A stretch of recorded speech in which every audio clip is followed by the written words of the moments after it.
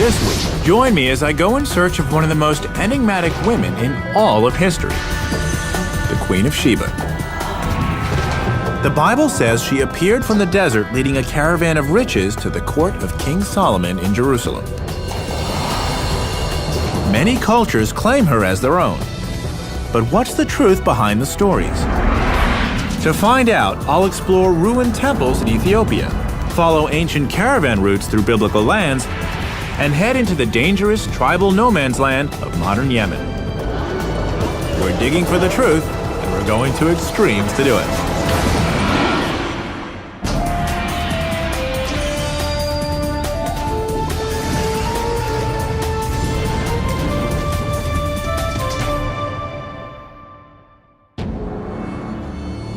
Exotic romance surrounds the legend of the Queen of Sheba.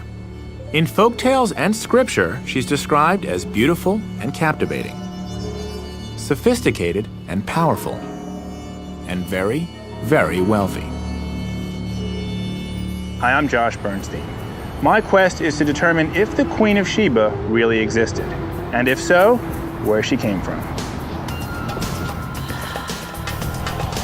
My first stop is the Catholic University of America in Washington, D.C. The library here has one of the greatest collections of religious texts in the United States. Most of what's known about the Queen of Sheba comes from just a few short passages in the Bible, and I'm hoping that one of the scholars here can help me flesh out her story. According to 1 Kings, the queen journeyed to Jerusalem at the head of a long caravan of gold, precious stones, and spices, which she presented as gifts to King Solomon. But what the Bible doesn't say is where the land of Sheba actually was. Dr. Doug Gropp is an expert in Middle Eastern texts, and I've asked him to help me decipher other passages that may offer some interesting clues. Begin with Jeremiah chapter 6, verse 20. The Lord says, Lama zeli levona mishva tavo. What is frankincense to me, which comes from Sheba? Doug tells me that the spice the queen brought to King Solomon was frankincense, an aromatic resin that was one of the most prized goods of the ancient world, more precious than even silver or gold. What makes this clue so useful is that frankincense comes from a very limited geographic area. This means I should be able to trace the trade routes back to the Queen's homeland fairly easily, or so I hope. In the ancient world, it came from South Arabian area and on the other side of the Red Sea and the Horn of Africa. And that's it? That's pretty much it. So Sheba could be that region? Right. Somewhere, okay. Somewhere in that region. Is there any place else in the Bible where we can learn about Sheba? Well, there's a few other places that mention Sheba, but there's also a related term, a term that most scholars think is related that has just a different S sound, Seba. Doug explains that Sheba sometimes appears with a slightly different spelling and pronunciation. He shows me a passage from the Old Testament book of Isaiah that speaks of a land called Sheba, and more importantly, gives a pretty precise clue about where it may have been. Okay, so Sheba is a region either south of Sudan or in that area, the Horn of Africa area, right? Which again is the Ethiopia area. Right. And we have one more. Another passage from Isaiah describes the people I'm looking for, and even gives them a name. And the Sabaeans, who are described as Anshe Midah, men of stature, tall men, tall people. Ethiopians are pretty tall. Yeah, they are. I have a picture here of Solomon and Sheba's meeting. Doug tells me that the Ethiopian story of the Queen of Sheba is one of the most elaborate, and that it plays an important role in the country's history. So Ethiopia definitely has a very historical and even tangible connection with the Queen of Sheba. Yeah, it's absolutely central to their whole national consciousness. So the Queen of Sheba may have been from Ethiopia, or she may have been from South Arabia. But based on what I just heard, it sounds like Ethiopia has a slight advantage. So it looks like I'm going to Africa. I hop an Ethiopian Airlines flight across the Atlantic to the Horn of Africa.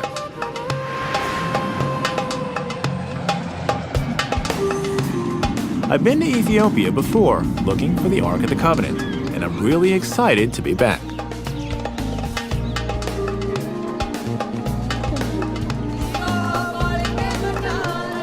I start my search for evidence of the queen in the northern highlands of the country, in a sleepy village with a very promising local nickname. This is the town of Lalibela.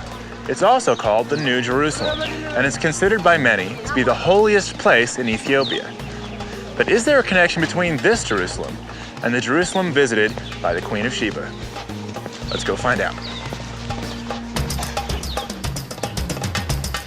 At first glance, the town doesn't bear much resemblance to Solomon's capital. But there's an elaborate complex of churches here that give the place its holy status and famous nickname.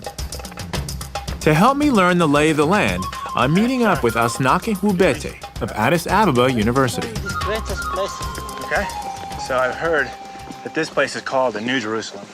Yes, you see, in Ethiopian tradition, it is said to have been that King Lalibela, in order to minimize the journey of Ethiopians to Jerusalem, he was said to have Asnake explains that Lalibela is a pilgrimage site modeled on Holy Jerusalem, the same city where King Solomon first impressed the Queen of Sheba with his wisdom. Could this place be part of that legacy? As we come upon the first of the churches, it becomes clear just how inspired Lalibela was. The site is made up of 11 churches, all carved seamlessly from the mountain bedrock, complete with windows and doors. Over the centuries, hundreds of thousands of souls have come to pray here. Even now, it's a thriving center of faith. Everywhere we go, we pass monks and nuns who are immersed in prayer, oblivious to our presence. As we pass through one of the dozens of tunnels and passageways on our way to the most sacred of the churches, Asnake fills in the details of the Ethiopian version of the Queen of Sheba legend. Ethiopians believed that from northern Ethiopia, Queen of Sheba, she went to Jerusalem to visit King Solomon. The story that Asnake tells me begins the same way as the biblical tale I heard in Washington. The queen, at the head of a caravan of jewels and incense, journeys to Jerusalem to pay her respects to Solomon. Once in Jerusalem, though, the Ethiopian version takes a very different turn. King Solomon went to sleep with her because of her beauty and her fame, but she refused. According to the legend, the queen resisted Solomon's efforts to seduce her. He promised to leave her be, so long as she agreed not to take anything belonging to him. He then set a trap. Solomon served the queen a lavish feast of spicy, salty food, but offered her no water to drink. Forbidden from asking him for anything, she went to bed with her thirst unquenched. Solomon's trap was set. In the dead of night, the queen awoke, desperately thirsty. She searched the palace for water, but the only pitcher had been placed next to the king's bed.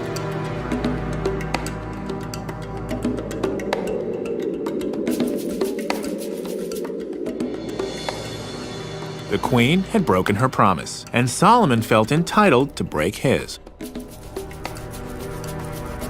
According to the legend, the queen bore Solomon a son as a result of that night. Named Menelik I, he founded the Solomonic dynasty in Ethiopia, a dynasty that lasted 3,000 years and ended only with the death of the Emperor Haile Selassie in 1975. Drawing such a connection is a critical part of Ethiopian history and identity. By tracing their descent to Solomon through the Queen of Sheba, the Ethiopians thus become children of Israel and among God's chosen people. The spiritual importance of this New Jerusalem is even more apparent once we reach our destination, the most dramatic church in all of Lalibela. Carved into the shape of a cross, Bet Georgos, or the House of St. George, was the last of the churches to be constructed. The elegant workmanship and fine detail speak to the extra care that was taken in carving it. As we descend through the winding trench towards the entrance, I can't get over how incredible this place is. What's amazing is that a lot of the stone that they had to remove to make those temples had to go out these narrow corridors. Look at how narrow that is.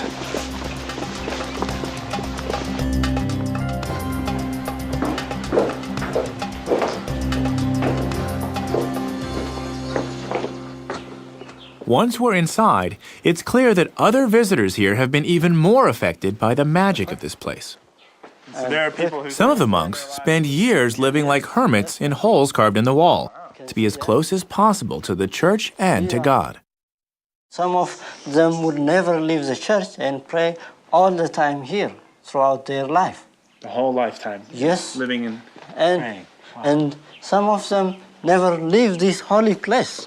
So people really did everything they could to be close to this place. Yes, yes. And this is one example. For instance, these are skeletons of people who were believed to have come from Jerusalem, Jewish people. And after Asnaki shows me coming the here, skeletons they of decided pilgrims that the local folklore says came all the way from Jerusalem to pray here at Lalibela. Wow. It's a little bit creepy, huh? Yeah. Their piety was so great that they were left here in death to continue their devotion. Yes, They came here to pray, yeah. and then they spent their whole lives here. After they came here, they decided to remain here throughout their life. And they died. It's clear that Jerusalem and the Queen have a profound spiritual influence here. But what does this tell me about where to find her? This is a very nice question. Naki says that Lalibela was completed only 700 years ago. Scholars believe the Queen of Sheba would have ruled in the 10th century BC, nearly 3,000 years ago. So I clearly need to go further back in time to find a tangible connection to the Queen. But Asnaki tells me there is a civilization in Ethiopia that could date back far enough. I just have to travel a bit farther north to find it. Could this be the Sabaean kingdom that Doug told me about back in Washington? I've come to the Horn of Africa searching for the Queen of Sheba, and learned that one of the gifts she brought to Solomon was frankincense, which comes from only a few places around the Red Sea. In Ethiopia, I visited a place called the New Jerusalem, where I learned how important the Queen is to Ethiopian national identity. Now I'm following a lead that's brought me into Tigray province, the heart of frankincense country. I've hooked up with my old friend Misgana Gananu to learn more about this precious commodity. So frankincense has been used in Ethiopia for thousands of years. This is from 1,000 years ago. The land of frankincense. The Bible says the Queen brought Solomon quantities of incense that would never be equaled. Learning the history of frankincense in Ethiopia could shed light on whether the Queen might have started her journey here. So frankincense is used throughout Ethiopia in Throughout. all types of religious ceremonies. All type of religions. When we have the church mass service, it should not be without incense. No incense, no service, no incense, no life. And now we're going to go see how it's actually Now done. it is the same way of the doing from old tradition until now. So the process hasn't changed too much. Not too much. Everything is doing by hand. It is We've come to the town of Shire, where frankincense is still processed in the traditional way for sale throughout Africa and the Middle East. Working in this building inside. As soon as we walk in, I can see why he said things haven't changed much. This is how they are preparing for market, for selling. Everyone here is working on frankincense. When they come Here the in woman- Tigray province, frankincense is a major part of the local economy, just as it's been for millennia. As children. Production involves every member of the community. So the mothers work here, the fathers are out there collecting this, They are collecting in and the kids forestry. don't really have any place to go, so they come here and help They their come moms. here and helping the family, the elder, Okay. the parents. Why don't you show me what's happening right here? She is cutting, separating the best quality incense. Frankincense is harvested as a resin that oozes from cuts made into the boswellia tree. Frankincense is actually in the The bark. process isn't actually that different from tapping maple trees to make syrup. Only with frankincense, the resin is allowed to harden on the trees. The resin-encrusted bark is then sliced off and brought here, where these women separate the hardened incense from the wood.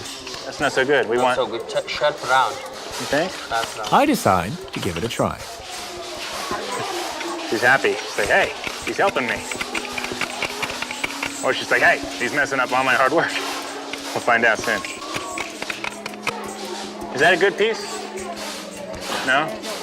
Ah, okay. See that? A little speck there? That's got to come off. I want to make it as clean a resin as possible, right? Clean resin? Yes. Clean resin. She's got to have a really good eye for that, you know? What happens next?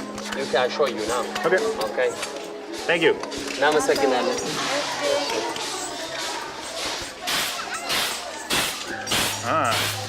So this is the second phase. This is the second phase because chop it. After she- now she's separating, you know? Yeah, but she's basically winnowing these pieces of bark, small bits of bark. Yeah. At each stage of processing, the incense is refined until it's ready for market. The highest grades are exported throughout Africa, the Middle East, and beyond, continuing a trade that began thousands of years ago. So this is the product of all their hard work. Yep. Wow. The next quality. So if the Queen of Sheba went to Solomon with this, that was an offering. Of course, there is nothing a gift more than this. You see? This is worthy of a It king. is a wonderful present. It is the more than gold. Wow. If frankincense has been such an integral part of the economy and culture here for so long, perhaps Tigray province could have been the land of Sheba.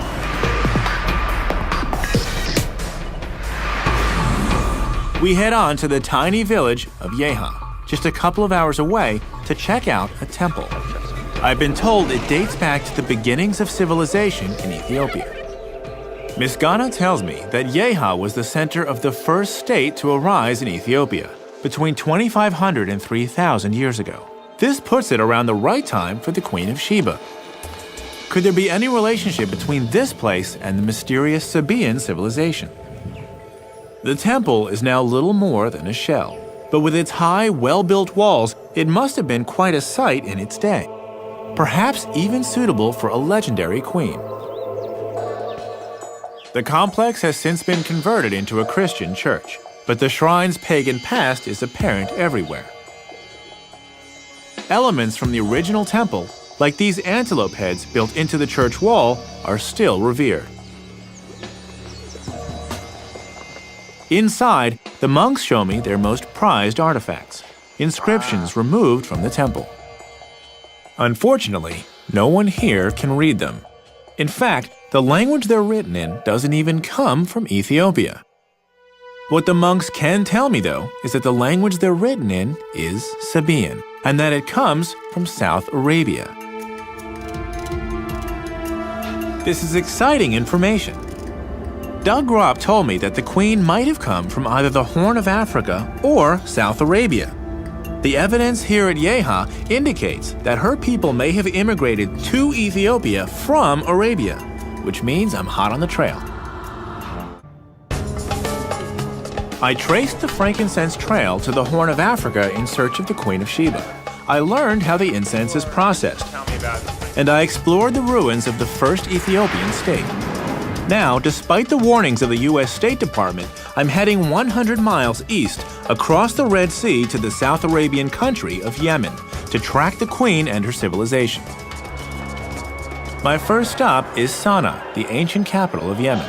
So I've come from Ethiopia, where I've learned that this Sabaean culture has roots here in Yemen. Of course, yes. What is the relationship? Dr. Hussein Al-Amri is a professor at Sana'a University. The Yemen in that time was a center of merchants, and Sana'a, the capital especially, was one of the oldest souk of Arabs. Really? So this city is one of the oldest markets? Yes, there were. Hussein believes that the Queen civilization was based here in Yemen and was built on commerce.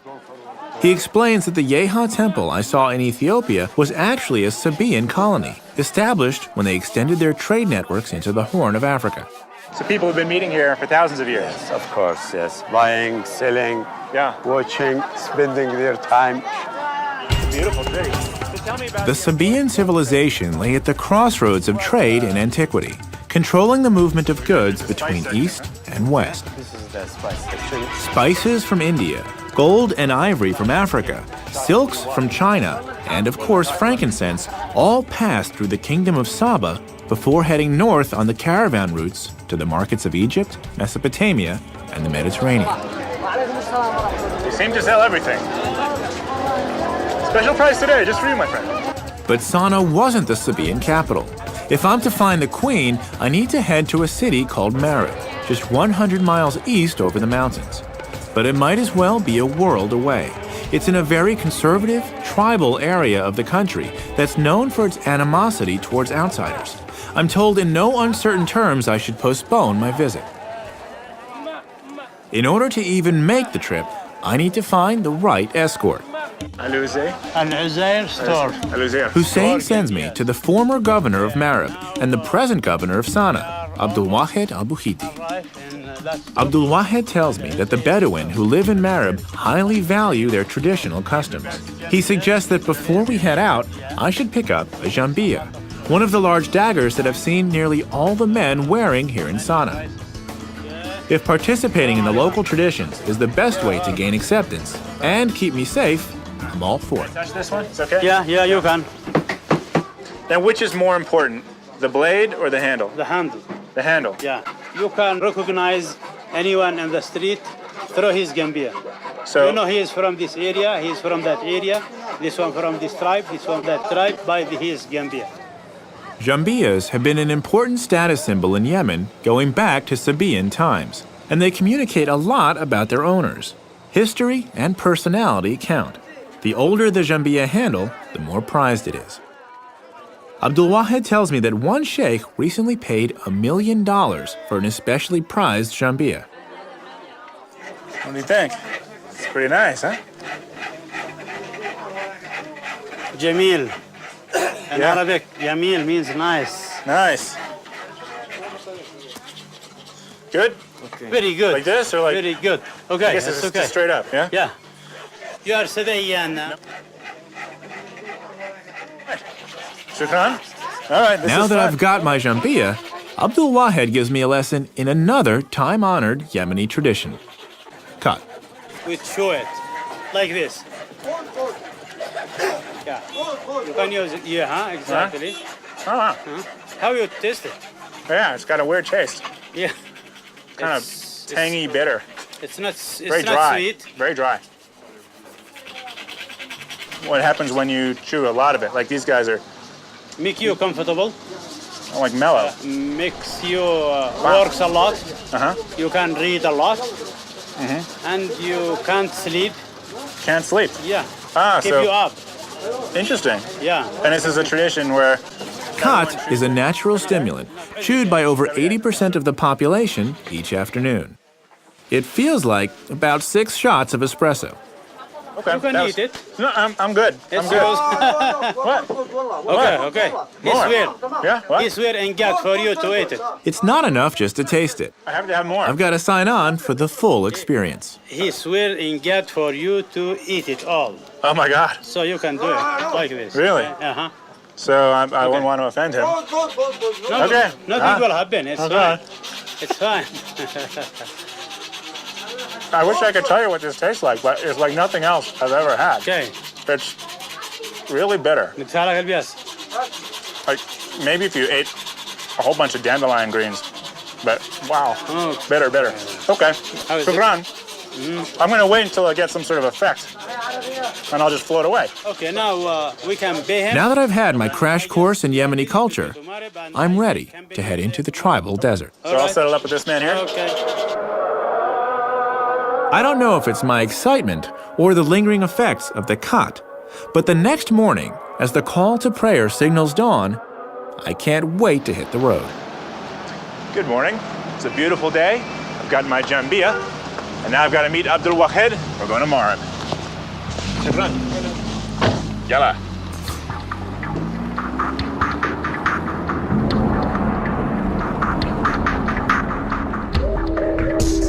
The road to Marib takes me from the mountainous highlands of Sana'a through some spectacular scenery to the flat, dusty edge of the vast desert known as the Empty Quarter.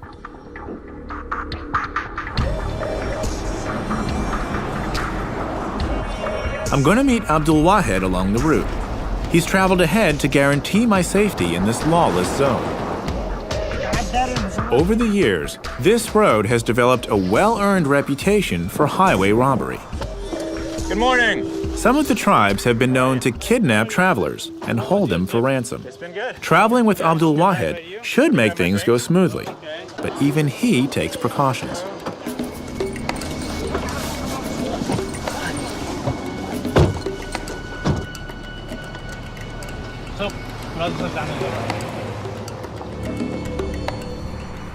I gotta admit, This is my first time traveling in a car with 3 armed guards carrying machine guns. It's a little unsettling. You always travel with guards? Huh? You always travel with guards? With armed guards? Yeah. When you come to Marib, you need to have guards. Things have gotten better in recent years, but the 14 checkpoints we passed through along the way speak to the still volatile conditions.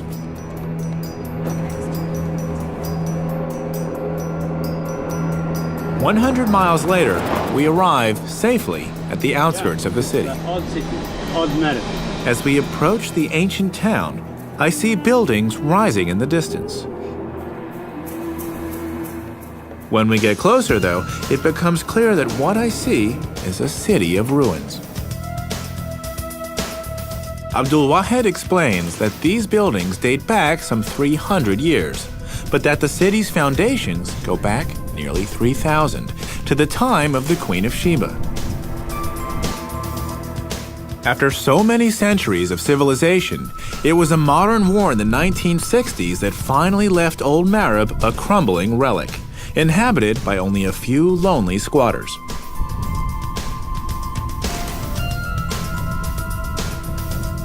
As we move on, I can only hope that the rest of Marib's ancient past hasn't met a similar fate, and that something of the Queen can still be found. I've traveled from the Horn of Africa to the deserts of Arabia in search of the Queen of Sheba. In the old city of Sana'a, I was welcomed by the local governor, Abdul Wahed al-Buhiti, who's escorting me through the lawless tribal deserts of Yemen. The Bedouin are famous for their hospitality, but hostility can also arise at a moment's notice, which we soon found out. After we left the ancient city of Marib, heavily armed tribesmen surrounded our camp in the middle of the night. We were literally under house arrest. In a place where foreigners are routinely kidnapped, the stakes were very high. Thankfully, Abdul Wahed has taken pains to help me navigate the terrain. Drawing on his contacts from his days as governor here, Abdul Wahed has called a meeting of the local tribal sheikhs so that I can pay my respects and prove my intentions. I make sure to do all the right things. I'm dressed appropriately with my new jambia and a traditional tribal skirt called a futa, and I pay close attention to all the local customs. I notice custom says we eat with our right hand only, yeah? Mm-hmm. Okay. Yeah. And then the rice, you just kind of grab the rice? Okay. Abdul Wahed explains my quest to the sheikhs, and the famous Bedouin hospitality quickly takes the place of the hostility, at least for now. Cool. War. So this type of gathering hasn't changed much over the thousands of years, right? Not a lot. No. This water in the bottles. Yeah. Drinks. Okay. It's new. And some of the foods, maybe. The rice is new. Cell phones. Cell phones. Cell phones are new. Yeah, it's new. Okay.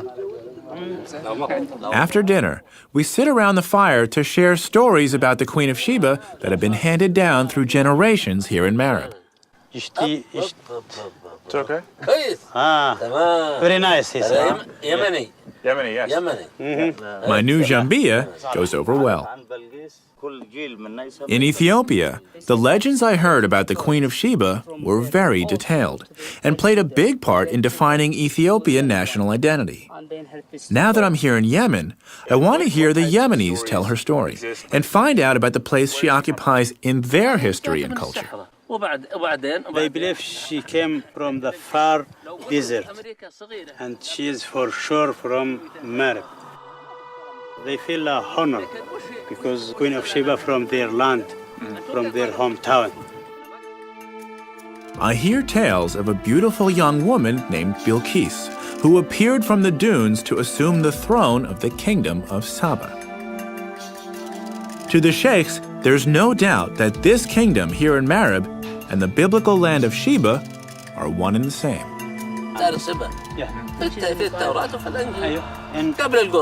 In the holy books. Yes, and the Quran. The Quran also tells vivid stories about the kingdom that Bilqis ruled, and what's more, where to find its remains. it was a heaven. Sheba have 2 heavens. The sheikhs explain that the land of Saba is described in the Quran as land of the 2 paradises. The name comes from 2 oases created by a massive dam the Sabaeans built here in Marib, a dam whose ruins, they tell me, can still be seen nearby. It sounds like I need to go to see this dam and to explore Marib further. Do I have the permission of the sheikhs to do so? هل يستطيع أن يعتبر أنه لديه تصريح من المشايخ يتحرك بمارب حيثما يشاء؟ هذه تعتبر سير مع الجنبية يمنية. This Gambia, it's like a permission for you to go anywhere. Okay. And So if I have their permission, that's all I need. Shukran.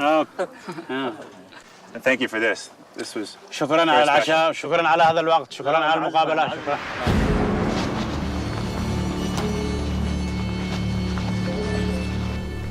My evening with the sheikhs went over very well.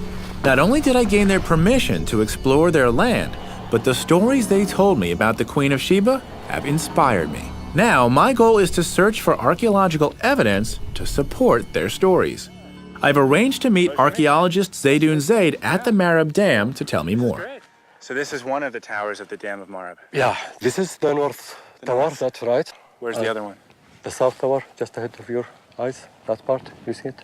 There, the south one. There. Wow. So there was a wall going The between this dam's tower. wall stretched from where we're standing all the way to the south tower, over 2,000 feet away. That made it about twice as wide as the Hoover Dam. The water it controlled was used to irrigate the valley below, supporting an estimated 35 to 50,000 people. This really must have been a lush green valley. Well, as you can see now, it's still green. And you can imagine at that time, it was much better. more. Yeah.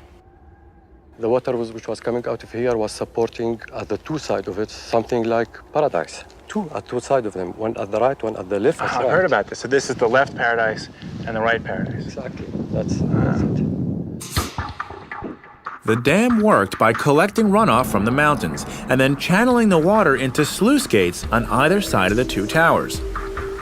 The gates, in turn, led to canals that branched into the valley below, creating the oases that gave Saba the name Land of the 2 Paradises.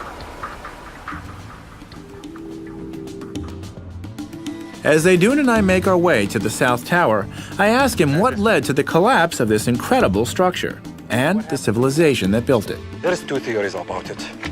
One which will say that the dam was destroyed by a strong earthquake. Zaydoun says that an earthquake may have toppled the dam, or an unusually heavy rainy season could have damaged it beyond And repair. of course, to the other factor. In either case, the march of history also played a part. Routes from land to sea. A shift in trade routes away from their territory had already dramatically weakened the kingdom, and they were unable to recover from the loss of the dam.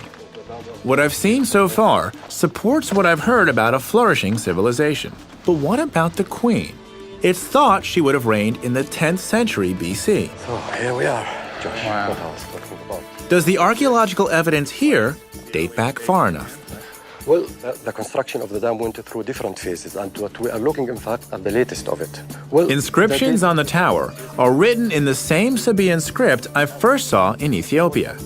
Though they date this phase of the dam to the 7th century BC, after the time of the queen, Zaydoun tells me that this is only the latest construction.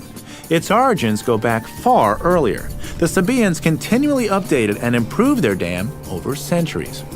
the Sabaean civilization managed to block this canyon in 1500 BC. So they finished building the dam at that point.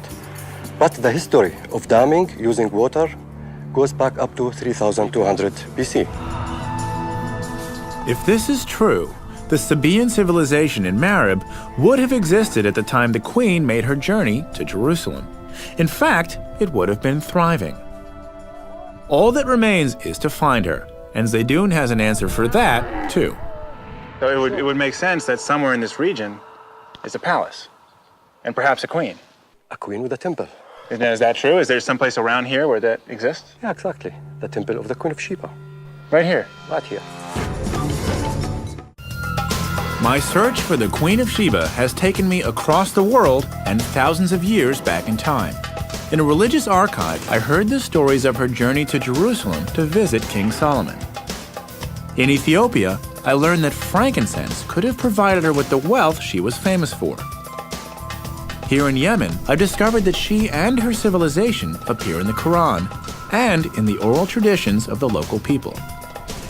I've now come to the possible seat of her civilization, a sand-swept temple that bears her name, Mahram Bilqis, the sanctuary of the Queen of Sheba. To learn what it reveals of the Queen, I'm meeting up with another extraordinary woman. Marilyn Phillips Hodgson of the American Foundation for the Study of Man has been excavating here for nearly a decade. It's a pleasure to be here. Before we explore the temple, Marilyn and I must pay our respects to the sheikh who watches over the site. Sheikh Marzouk and his sons keep a close eye on the Mahram Bilqis, the centerpiece of their heritage, and they want to be sure of my intentions. I'm grateful that the sheikh is welcoming me because he's packing a lot of heat. My explorations here in Marib have attracted some attention, and while I have the blessing of the tribes to be here, I still have to tread carefully. After some friendly diplomacy, we're given the go-ahead to explore the temple grounds. And so this wall, this was the first thing discovered here. well, sure, because everything else was covered by sand. Marilyn tells me that the entire complex encompasses 37 acres, making it the largest ancient temple in the entire Arabian Peninsula. But only a small percentage of it has actually been excavated. Working here is a never-ending battle against the blowing sands, which rebury much of the site between digging seasons. I ask Marilyn how she came to work in such a forbidding place. I came here because I wanted to fulfill my brother's unfinished dreams, but now it's my passion. The Mahram Bilqis was first excavated by Marilyn's brother, Wendell Phillips, in the early 1950s. When he began, the site was almost entirely covered in sand. And though his dig lasted only one season, he uncovered a wealth of artifacts. So your brother brings his archaeological team here. They start excavating. What happened? They found many, many exciting, wonderful treasures. One of the greatest is, I happen to have a picture here to show you. Oh, yeah. It's every Yemeni has a picture of it because it's on the 50 rial note. Wow. Wow, so this was such an exciting find that they actually put it on their money. That's right. More than 4 feet high warrior, one of the rulers of this great area. That's impressive. It is. The statue that Wendell Phillips found is considered to be one of the masterpieces of Sabaean art. It depicts a ruler called the Mahdi Karib, complete with a jambia at his waist. This statue from the 6th century BC helped put a face to the Queen's glorious civilization. Unfortunately, Wendell was never able to finish his work. Tribal strife forced him to flee Marib after just 4 months on the site. He didn't want to leave. It was a terrible heartbreak. They left all their cars, all the artifacts, everything remained behind. So after making these world-class discoveries, he has to flee for his life. Yes. So what happens to this site? It filled up with sand, and only the great pillars showed there, and the Awam enclosure, the Great Wall. This space that we're sitting in now, 18 feet above us, was all sand. All sand. Nearly 50 years passed before Marilyn and her team were able to return to Marib. Since work has resumed, the Foundation has unearthed much more of the site. This is like the Library of Congress, then? Yes. We're joined by the Assistant Site Director, Yemeni archaeologist Abdu Ghalib, who shows me some of their recent discoveries. So anything that had to do with daily life or was important to them, they put on these stones. They built it here. The Mahram Bilqis is literally covered in inscriptions from top to bottom. The elegant South Arabian script that I've seen throughout my journey adorns nearly every surface of the temple. This inscription talking about social, economic, and about the tribes, the names, and what they believe, Abdu tells me that all aspects of daily life were recorded here, from ritual dedications to social and economic histories. But the lower part of the timber for different And the kings. Foundation's team has only scratched the surface. So Below this? below this. Yeah. Below this goes back to the 8th century BC, but it's covered now by sand again. So if you were to dig down, If you dig down, You will go down 15 meters. Like the Great Dam of Marib, the Mahram Bilqis was improved and expanded over successive generations. To date, they have yet to find any inscriptions referring to the Queen of Sheba. But the deeper they dig, the further back in time they go, and thus closer to the time of the Queen. I ask Abdu and Marilyn if what they've found can shed any light on the legends I've heard throughout my journey. This is the main gate of the temple. They take me to a newly discovered area of the temple, where they show me a grand staircase decorated with antelope heads. I've seen these before in Ethiopia, and both cultures claim to have this belief that the Queen of Sheba is from their homeland. Yeah, because the Queen of Sheba is the Queen of Saba. You know, she's a Sabaean queen, and the people who lived in Ethiopia and established the kingdom of Ethiopia are Sabaean people.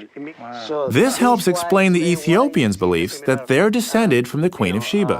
In a way, they are, or at least from her civilization. why you see the similar decoration and Writing. language, and So writing. that this was the center. I mean, actually, we're standing at the center of the Sabaean civilization. Yes. And if the Queen of Sheba, which sounds like it, if the Queen of Sheba lived here, then her influence would have spread throughout her domain, and that, you said, went into Ethiopia. Exactly. And that's why they believe that she was their queen as well. Yeah, that's right. It is, you know. Marilyn of and course, Abdu let me show have you. one last thing they want me to see. At the top of the staircase, they bring me to a wall covered in sand and invite me to help them dig. Okay. Abdu explains that they rebury this treasured artifact after each season to protect it from the elements. Look at that. Yeah. That's a face. As we clear away the sand, I can see why they take so much care. Who found this? Me and Marilyn, when we were digging here in 2001. That must have been pretty exciting. Yeah, it was. It was very exciting Look at here. that. So Every time you see it, what do you think? it became more beautiful. More beautiful. Yes. You know. This is my favorite discovery, even though it's not as early as the time of the Queen of Sheba. I'm sure that when we do see the statue of the Queen of Sheba, she will be something like this. It's clear that the Mahram Bilqis is an incredible archaeological site. Every season of digging reveals more about the remarkable Sabaean civilization and brings Marilyn and Abdu closer to finding the real Queen of Sheba. She speaks to you. She says, keep digging. Yeah, we'll keep digging. And to think that just by digging another 10 meters, you could come face to face with the most famous queen in the world. Yeah, somewhere we are going to find the Queen of Sheba. So you don't believe it's a question of if, but just a question of when? It's a question of time and a question of work. So we're going to find her here. My mission to uncover the real story of the Queen of Sheba has been a success. I haven't found her yet, but I have found her civilization and learned firsthand how she became so important to cultures in both South Arabia and the Horn of Africa.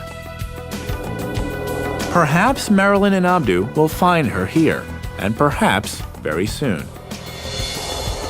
What is certain is that the story of this legendary queen will continue to captivate.